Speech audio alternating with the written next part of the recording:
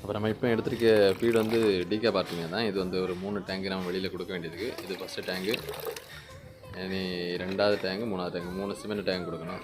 ஒருவேளை பார்க்குறவங்க எனக்கு என்ன ஒரு மீனுமே இல்லாத ஒரு டேங்குக்கு எதுக்கு டிகே பார்ட்டி வேணும் தானே, உடனே நம்ம பார்ப்போம். இப்போ நம்ம முதல்ல இந்த ஃபீடை கொடுத்துக்கிட்டு 2வது உங்களுக்கு வீடியோ காட்டி தான் என்னென்ன மீன் கிடக்குன்னு பார்க்கலாம். ஆக்சுவலாக நான் போலார் பேரட்டை பொறுத்த வரைக்கும் பெரிய டேங்கில் தான் போட்டு ப்ரீட் பண்ணுவேன்.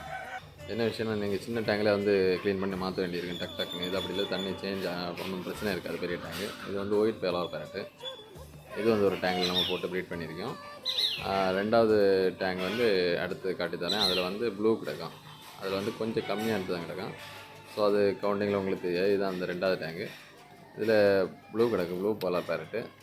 இது ஓரளவுக்கு கவுண்டிங் வந்து கம்மி. இதில் 3வது டேங்க் வந்து பரவாயில்ல, நல்ல பேட்ச், ஒரு பெட்டரான பேட்ச் தான். இதுதான் 3வது டேங்கு.